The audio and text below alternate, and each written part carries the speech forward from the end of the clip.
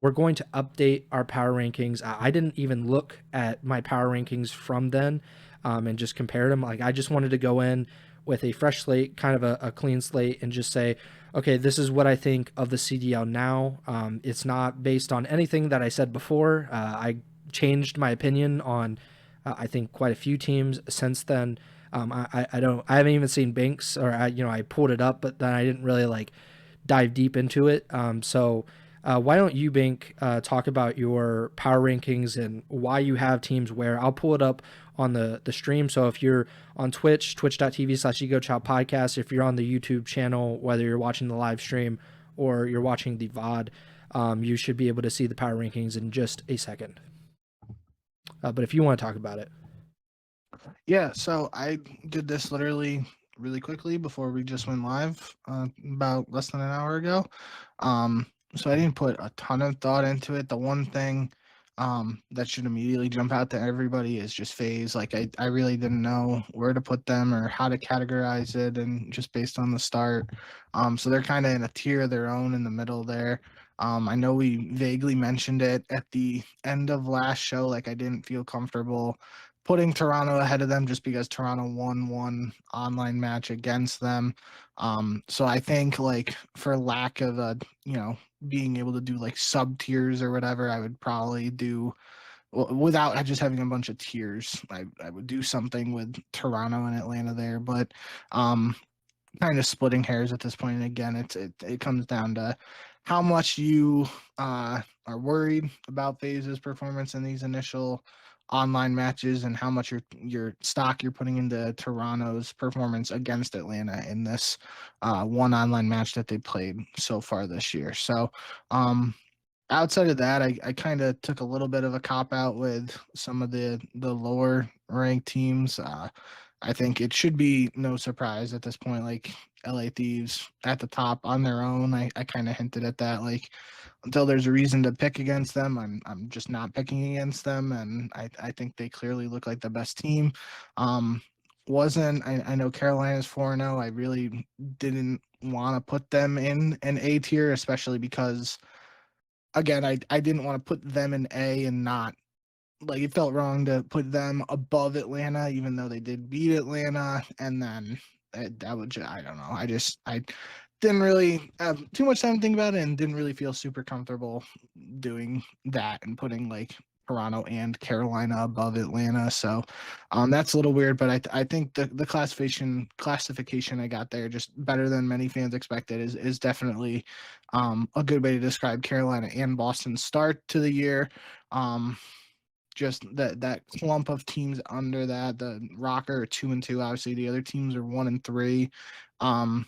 Still want to see more from all of those squads. Cloud9 being the big one in there, just because of the whole ping issues, server issues, etc. We know the potential of that team, and we've talked about the potential of that team heading into the season, but seeing what they're capable of doing on a more consistent basis, and just for all of those teams, seeing more matches, seeing a bigger sample size out of them, is going to give us a better feeling of where they should be. And then just that last group there, the teams without a win, couldn't really put Gentlemates higher just because they are 0-4, even though they've had some close matches, especially as we highlighted last episode. Two banger hard points against LA Thieves, which if you're playing super close against the quote-unquote best team in the league right now, like that bodes well for your potential if you just turn things around a little bit. So yeah, I don't know. I'm not like in love with these rankings, but I'm also not putting too much stock in them. And again, this is based on 4 online qualifier matches for all these teams, or 2 weeks of online play realistically. So lots of moving parts here, and will continue to be that as we progress through the season. That was basically my feeling about these power rankings as well. Like, I felt when I started it, I'm like, oh, I have like a good sense of like what's going on. And then once you actually dive into the teams, you're like, actually, I don't have a good sense of anything that is going on in this league. Like, I know that there are like a few teams better than the rest. I know that there, at least in my opinion, there's one team that is worse than the rest, but then like there's like 8 teams in the middle, and you're like, I have absolutely no idea where to put any of these teams. And I mean, that is kind of how the CDL has been, especially last season. I remember we had basically a top 4.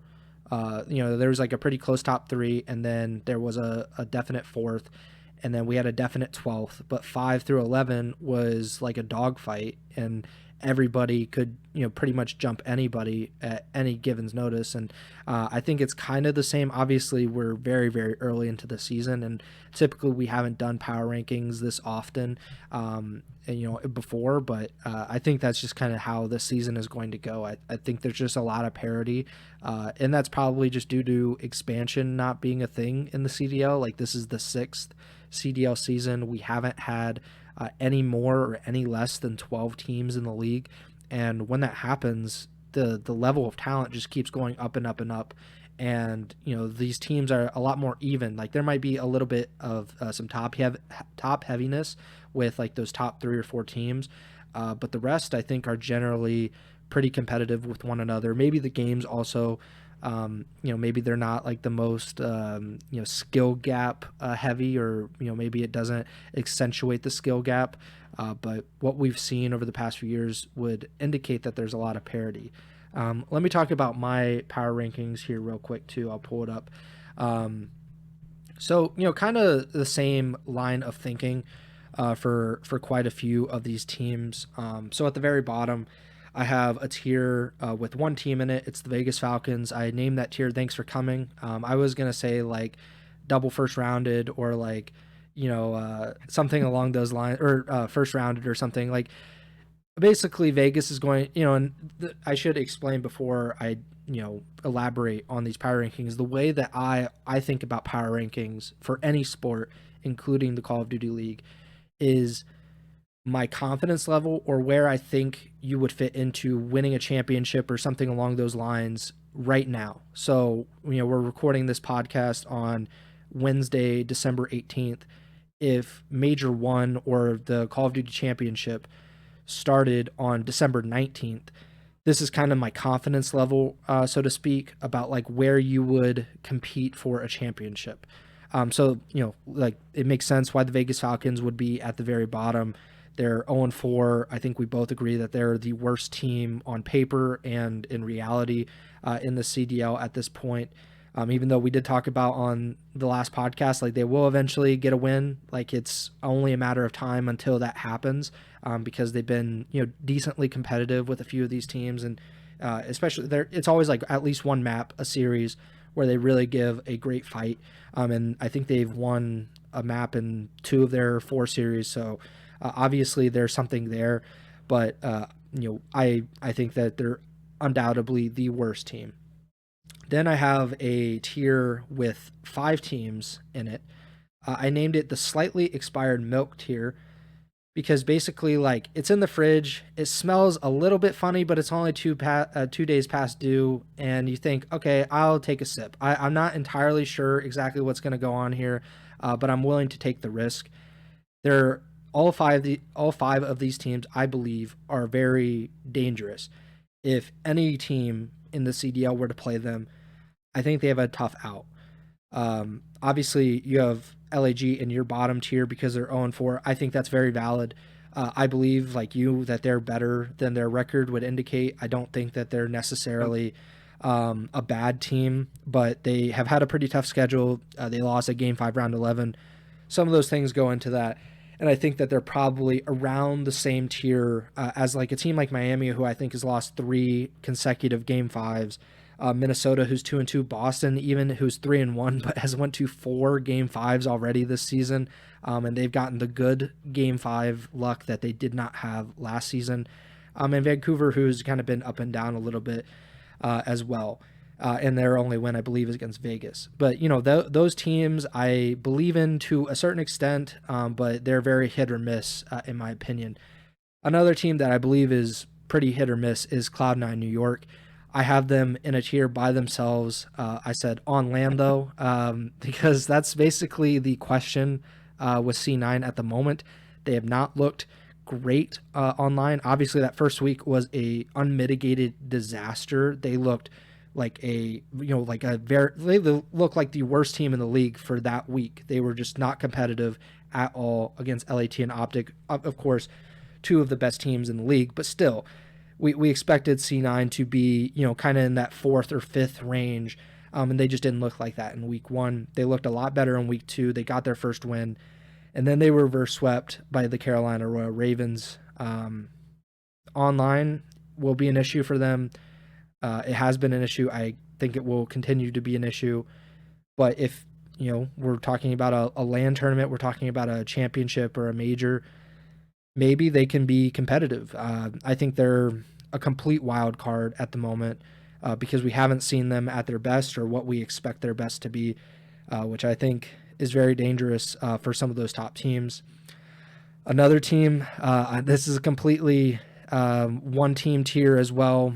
I have only because it's FaZe, and any other team is not getting this benefit of the doubt, I would say.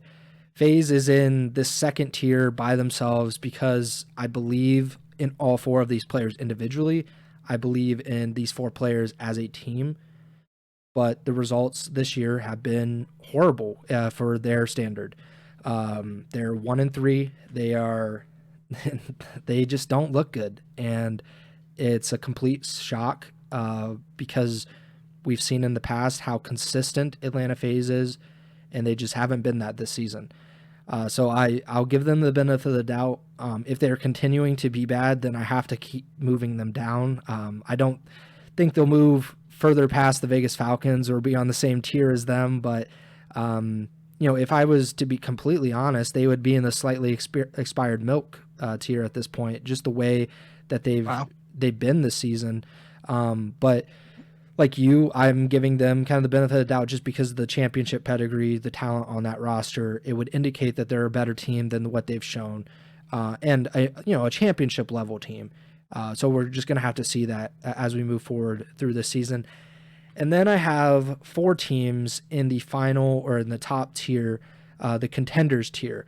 So I was kind of debating internally about whether to put the Carolina Royal Ravens in this tier, but because I do think that they're the biggest question mark in this tier in terms of like their actual competitive or contendership viability.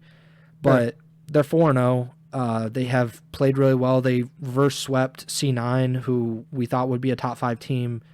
They've looked really good, and that can't be denied. And I think a lot of Call of Duty is based on momentum, and they have a ton of momentum.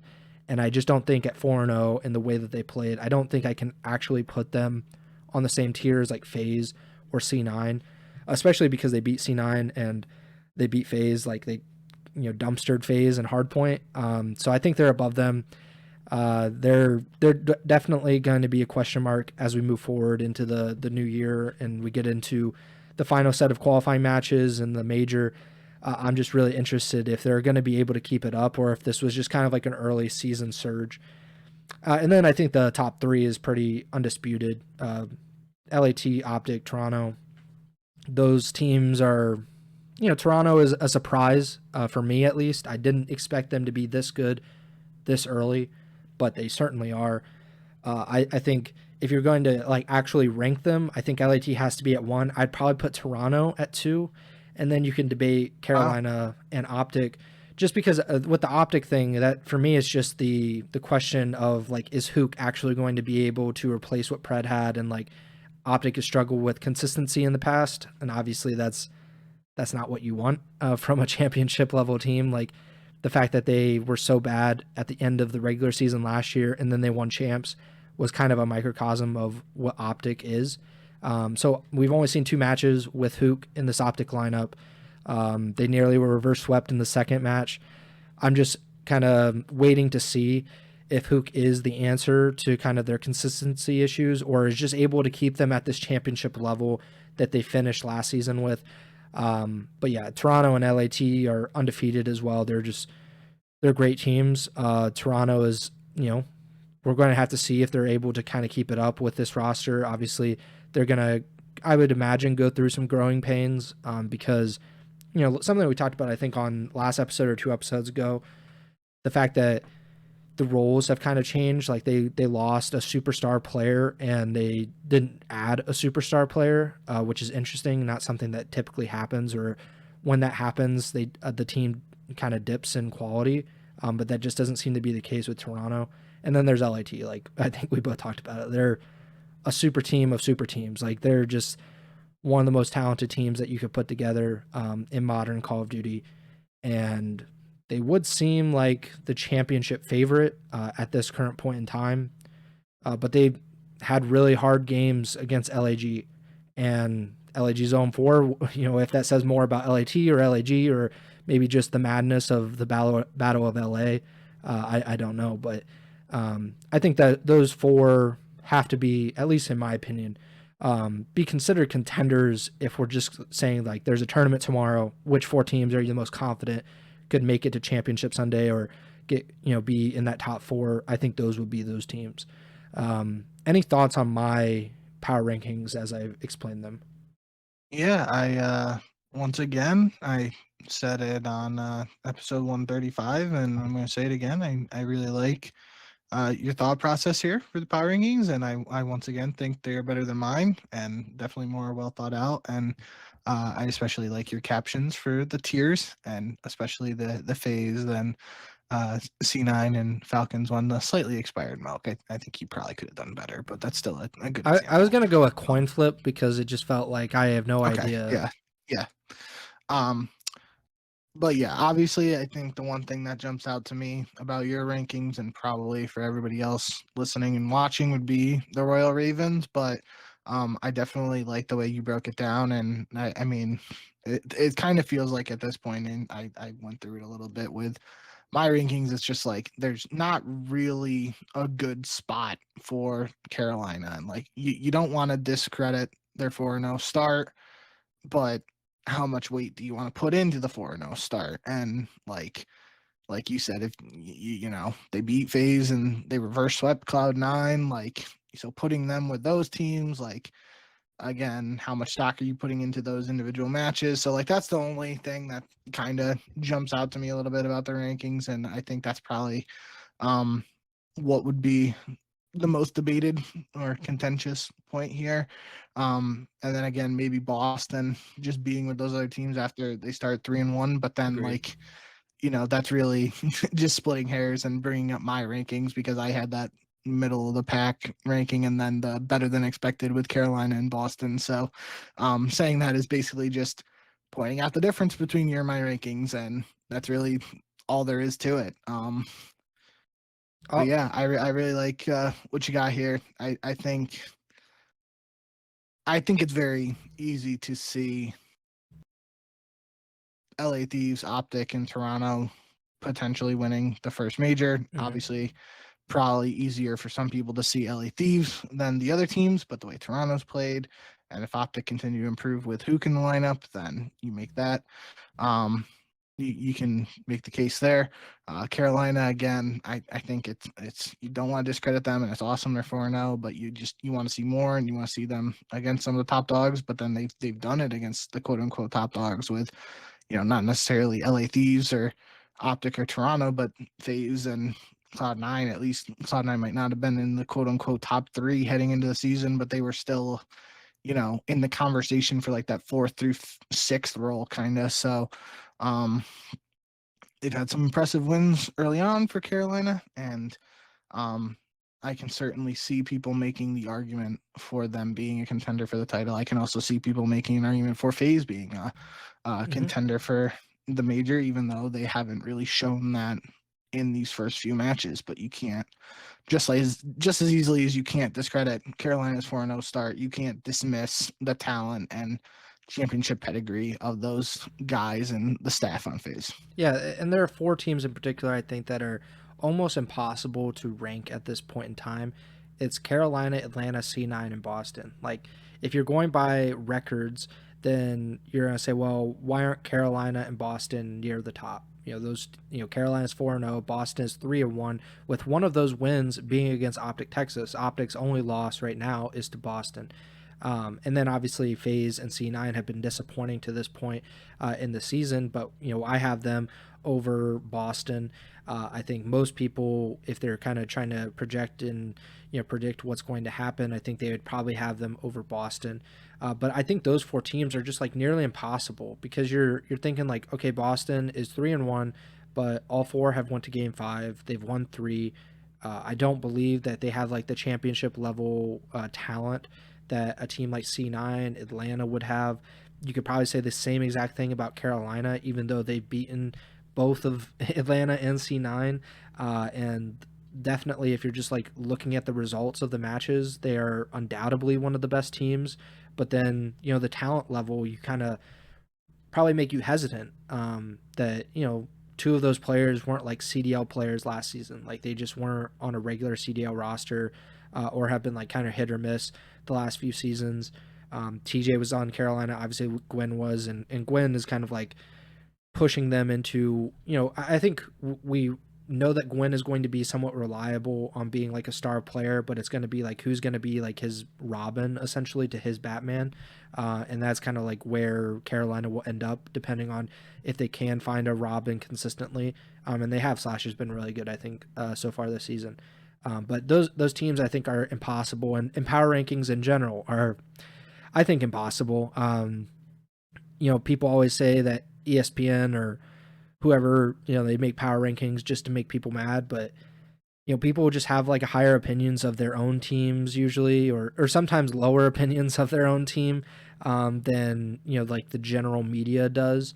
And especially this early in any season, whether it's a sport like football or basketball or the CDL, doing power rankings 4 matches into what is essentially like a 40 match season, like we're like 10% of the way through. Like it's almost impossible to like accurately predict what's going to happen with these teams. This is gonna sound like ancient history even to you, and uh, probably not very Grandpa many Bink. listeners or watchers who know about this, but obviously you'll remember as soon as I start talking. But anytime we start talking about power rankings and potential negative reactions and anything of that sort, I immediately think of the power rankings you and I did on that for the IW champs when we ranked the straight ripping team that had Dashy, Temp, Study, and Ricky like very highly, and people thought that was the most ludicrous thing ever. I think we did rank them slightly higher than where they ended up finishing, but I'm pretty sure they ended up getting like a top 16 at that um, champs. And it was obviously very early on for Dashy and Temp, but they definitely popped off and had to carry uh, Ricky and Study a little bit there. But um, that's always what my mind jumps to whenever we're talking about people freaking out about power rankings and where certain people are ranked. And at the end of the day, that's where my mindset is always at for power rankings, is like they can be contentious, and I think they are intended to be so. But I really, if you can get healthy debate out of power rankings, I think that's what um is best at the end of the day, because that's what they should they should drive like discussion. And that's really, like, you can say like clickbait or click farming or stuff like that. um but that's not like always exactly what people are going for with these rankings. It's if you can find the healthy balance between that quote unquote like clickbait stuff and the actual uh positive discussion and debate, healthy debate. I think that the power rankings are useful then.